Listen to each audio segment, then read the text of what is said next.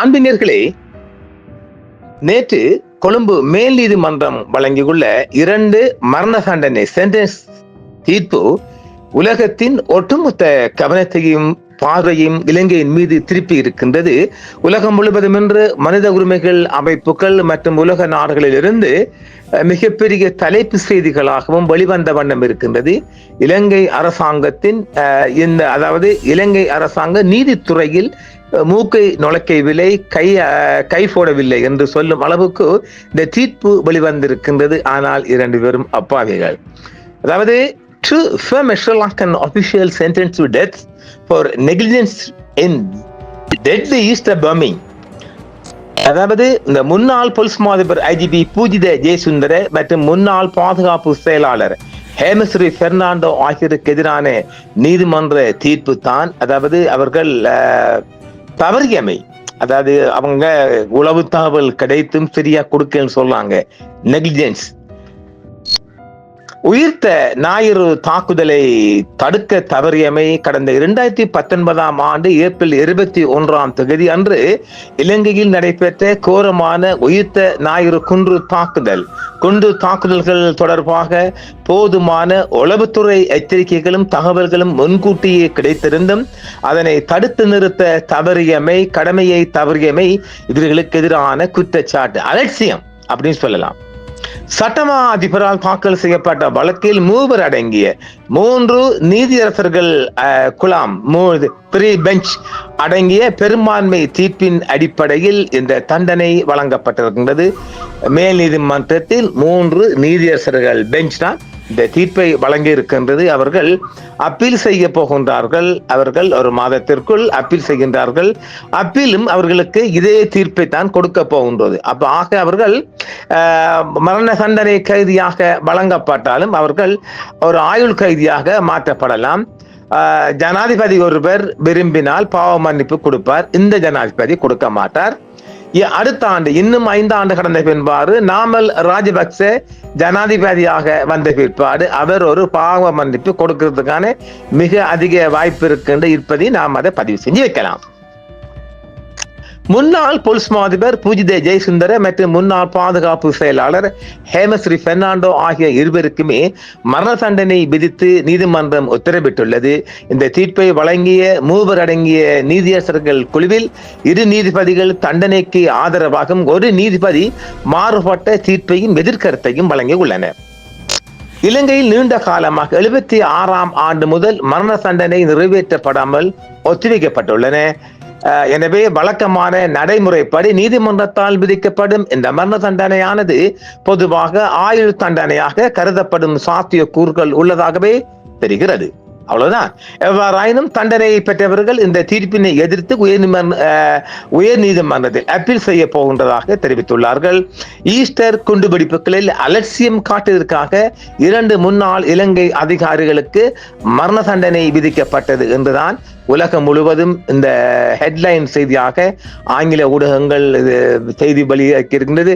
To firm a Sri Lanka official sentence to death for negligence in deadly Easter bombing. இதைத்தான் அவர்கள் கொடுத்திருக்கிறார்கள். 2019ஆம் ஆண்டு ஈஸ்டர் குண்டுவெடிப்பின் இஸ்லாமிய அரசு தூண்டுதலால் நடத்தப்பட்ட குண்டு தாக்குதலில் 260க்கும் மேற்பட்ட பொதுமக்கள் கொல்லப்பட்டனர் என்றும் இந்த தாக்குதலுக்கு வழிவகுத்த குற்றவியல் அலட்சியம் காட்டியதாக குற்றவாளியாக கண்டறிந்த முன்னாள் காவல்துறை தலைவர் மற்றும் முன்னாள் உயர் பாதுகாப்பு அமைச்சக அதிகாரி ஆகியோர்களுக்கு இலங்கை நீதிமன்றம் நேற்று வெள்ளிக்கிழமை இந்த தண்டனையை வழங்கியிருக்கின்றது. 76 முதல் அவங்களுக்கு மரண தண்டனை நிறைவேற்றமில்லை என்றாலும் அவங்களுக்கு ஆயுள் தண்டனையாக மாற்றப்படுவார்கள். 2019ஆம் ஆண்டில் நடைபெற்றுள்ள ஈஸ்டர் குண்டுவெடிப்பில் 3 சுற்றுலா விடுதிகள் மற்றும் 3 தேவாலயங்களில், அவற்றில் 2 கத்தோலிக்க தேவாலயங்கள், 1 புரொட்டஸ்டன்ட் தேவாலயம் என்றும் சொல்லப்படுகிறது. இதில் 42 வெளிநாட்டவர்கள் கொல்லப்பட்டனர். இந்த தாக்குதல் குறித்து தொடர்ச்சியான உளவுத்துறை எச்சரிக்கைகள் மீது காவல்துறை மற்றும் உளவுத்துறை அதிகாரிகள் நடவடிக்கை எடுக்க தவறியதாக நாடாளுமன்ற குழு கண்டறிந்துள்ளது. நீதிமன்றம் முதலில் ஜெயசுந்தரவுக்கு எதிராகவும் பின்னர் அன்றைய தினம் பெர்னாண்டோவுக்கு எதிராகவும் பூஜித பெர்னாண்டோ எதிராகவும் தீர்ப்பு வழங்கியது. இந்த மரண தண்டனை பெரும்பான்மையா தீர்ப்பாக வந்தது. 2 நீதிபதிகள் இதற்கு உடன்பட்ட நிலையில் ஒரு நீதிபதி இருவருக்கும் விடுவிக்கப்பட வேண்டும் என்று வாதிட்டு மாறுபட்ட கருத்தை தெரிவித்திருக்கின்றார். அப்பீலுக்கும் செல்கின்றது. அப்பீல் கிடைக்க வாய்ப்பே இல்லை இவங்களுக்கு. இலங்கையை தளமாக கொண்ட 2 இஸ்லாமிய போராளி குழுக்கள் இந்த குண்டுபிடிப்புகளை நடத்தியதாக குற்றம் சாட்டப்பட்டுள்ளது. மேலும் இதில் நேரடியாக ஈடுபட்டதாக நம்பப்படுபவர்கள் எவரும் உயிருடன் இல்லை என்றும் குற்றவாளிகளுடன் தொடர்புடையவர்கள் என்று கூறப்படும் நபர்களுக்கு தனித்தனி விசாரணைகள் நடைபெற்று வருகின்றன. இதுவரை குற்றவாளிகளாக அடையாளம் காணப்பட்டவர்கள் இந்த குண்டுபிடிப்புகளின் சூத்திரதாரிகள் அல்ல என்றும் இந்த தகவல்களுக்கு பின்னால் ஒரு பெரிய சதித்திட்டம் இருந்ததாகவும் இலங்கையின் கத்தோலிக்க திருச்சபை கூறுகிறது. இதுதான் உண்மையான விடயமாக நாமும் இதை தொடர்ச்சியாக சொல்லி வருகின்றோம். முன்னாள் பாதுகாப்பு செயலாளர் ஹேமஸ்ரீ பெர்னாண்டோவுக்கு மரண தண்டனை விதிப்பு. இதுவும் ஒரு செய்திதான், தனித்தனியாக வந்த செய்தியை நாங்கள் தொகுத்து தருகின்றோம். இதில் உண்மை என்னவென்றால், உண்மையிலே இது 2 பாவப்பட்ட ஜென்மங்கள். பூஜித உண்மையிலே அவர் ஒரு வாடகை வீட்டுல வாழ்ற ஐஜியா இருந்துகிட்டு இவன் எத்தனையெல்லாம் உழைத்திருக்கிறார்கள். கடைசியா இருந்து போனானே ஒருத்தன், அவனெல்லாம் உழைச்சான். இந்த மனுஷன் உழைக்கவே இல்லை, கடமையை கண்ணியமா செஞ்ச ஒருத்தர். 5% உழைக்கல, ஊழலுக்கு இல்லை, என்ன கொஞ்சம் வாழாட்டிப்பதாக, அதாவது கொஞ்சம் பண்டிதே அந்த மாதிரி இந்த தலைவரச்ச கூட்டம் மாதிரி செய்வாங்கல்ல, நம்மளை விட்ட ஆள் இல்லை, அந்த மாதிரி ஒரு கேஸ் தானே ஒழிய பாவன் நல்ல மனுஷன். அவர் போலீஸ் காலத்துல ஊழல் செய்ய விடல. அவர் கொஞ்சம் அவரால் என்னென்றால் ஹெட் ஆஃப் லீடர் மாதிரி தனியாக இயங்க முடியாது. கடைசி வரையும் அதுக்கு அக்கரப்பத்தி நீதிமன்றம் ஒரு சாட்சி. ஏனென்றால் எப்படின்னு சொன்னாக்கா, ஒரு தலைமைத்துவ அதிகாரி மாத்திரம் ஒரு சரியான கடமையை செய்ய முடியாது. அதுக்கு ரவுண்ட்ல இருக்கிற எல்லோரும் ஒரு கோஆபரேட் பண்ணணும். ஸ்ரீலங்கா போலீஸை பொறுத்த வரைக்கும் A to Z எல்லாமே இப்பதான். அவனுக்கு லஞ்சம் வாங்காம காலம் கழியாது. பாருங்கன்னா இம்ரான் கான், இம்ரான் ஒருத்த நிற்கிறான் இல்லையா, கஞ்சிப்பான இம்ரான், அவனுக்கு மலேசியால ஒன்னிய பிடிக்க வராங்கன்னு சொல்லி போலீஸ் டிபார்ட்மெண்ட் தகவல் பறத்தது. எங்க போய் சொல்ல போறீங்க, எங்க போய் சொல்ல போறோம் இத? இப்படி எல்லோருக்கும் இந்த காட்சிப்படுத்துற பாடு அந்த அளவுக்கு தான் நாரி போயிருக்கு. இலங்கை போலீஸ் திணைக்களம் நாரி போயிருக்குது. அதுக்கு பூஜிதையும் காரணம்னு சொன்ன அந்த ஆட்களுக்கு பாவம். உண்மையாக அடுத்த கைது வரப்போகின்றது முன்னாள் ஜனாதிபதி மைத்ரிபால சிறிசேன. ஏன் அவர் ஜனாதிபதி என்ற கோதாவில் அவர் கைது செய்யப்பட போவதில்லை. அவருக்கான கைது வருவது பாதுகாப்பு அமைச்சர். என்ன இருந்தால் தான் ஆகும். இந்த ஜனாதிபதிக்குள்ளேயே ரொம்ப ஒரு நல்ல மனுஷனா இருந்தாரு. செய்ய தெரியாம, வயல் கூட செய்ய தெரியாம வயலை போட்டு கொலைத்தி அடிச்சின மாதிரி பேர் இருக்குது.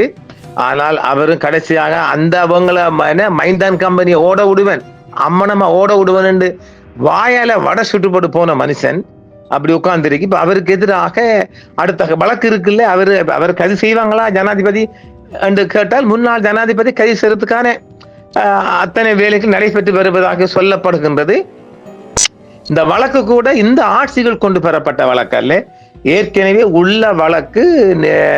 அரசாங்கம் இந்த சட்டத்துக்குள்ள கூறல, வழக்குக்குள்ள கூறல, சட்டம் தன் கடமையை செய்யும் என்ற கோதாவில் தீர்ப்பு வழங்கப்பட்டிருக்கு. அடுத்த கைது மைத்ரிபால சிறிசேன கைது செய்யப்படுறதுக்கு அதிக வாய்ப்பு இருக்குது. பாதுகாப்பு அமைச்சர் என்ற கோதாவில் அவர் எதுவுமே செய்யவில்லை என்றும், குண்டுவெடிப்புக்கு முன்பதாக சிங்கப்பூர் பறந்ததாகவும் சொல்லப்படுகின்றது. அதுவும் ஒரு திட்டமிட்ட பயணமாக பார்க்கப்படுகிறது. ஏகப்பட்ட இதுக்கு என்னென்றால், இந்த ஈஸ்டருக்கு சம்பந்தப்பட்டவங்க வெளியே இன்னும் உலாவி கொண்டிருக்கானுகள். கேபிட்டல்ல இருக்கிறானுகள், ஆர்மி யூனிஃபார்ம் இருக்க, அவனெல்லாம் விட்டுட்டு அரசாங்க அதிகாரி இந்த ஹேமஸ்ரீ ஒரு SLS அதிகாரி, 76 வயசு, இந்த எவ்வளவு கால மனுஷன் வாழ போகுது? அதுக்கு இது ரெண்டுக்கும் சம்பந்தமே இல்லப்பா. பாவம், உண்மையிலே பாவம் கிடையாது. அது உண்மையிலே அது எனக்கு தெரியல. அது அடுத்தது பூஜிதையை பொறுத்த வரைக்கும் அவர் மறைத்ததாக சொல்லப்படுகின்றது. அவருக்கு கீழே உள்ள அதிகாரிகள் இவர் சிக்க வச்சு போட்டு தப்பிரிக்கார்கள் என்றும் ஒரு கருத்து உள்ளுக்கு நிலவுகின்றது. எதுவாக இருந்தாலும் அவர் ஒரு பொறுப்புதாரி என்ற ஒரு பொறுப்புக்குள் in-charge of departments NIB, CID, state CID இப்படி எல்லாமே அவருக்குள்ள வருவதால் அவர் ஒரு பொறுப்புதாரி என்ற பதவியை ஒழிய திட்டமிடப்பட்ட இந்த குண்டுவெடிப்புக்கான சூத்திரதாரிகள் அல்ல. சூத்திரதாரிகளுக்கு உடந்தையாகவும் இருக்குல்ல. யாருக்கு? இந்த பூஜிதையும் இந்த ஹேமஸ்ரீ பெர்னாண்டோவும். இந்த 2 பேர்த்துக்கும் உண்மையிலேயே அவங்களோட பதவி வழியாக வருகின்ற நெருக்கடியை ஒழிய இந்த குண்டுவெடிப்புக்கான சூத்திரதாரிகள் அவள் ஒரு வீதமும் அல்ல.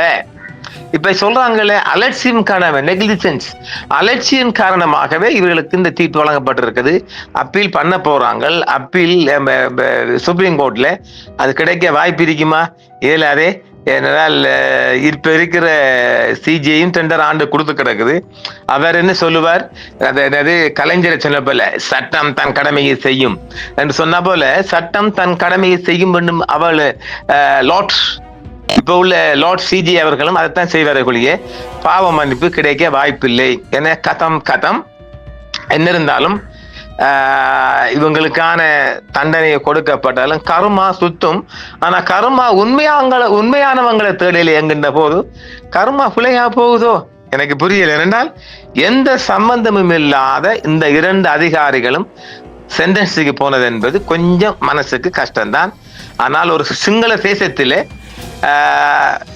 இப்படி ஒரு தீர்ப்புக்குள் கையடிக்காமல் பாவ மன்னிப்பும் கொடுக்காமல் ஒரு அரசாங்கம் செல்லுதென்றால் அது JVP அரசாங்கம். இதை எழுதி வச்சு கொள்ளுங்க. எந்த அரசாங்கமும் செய்யாது.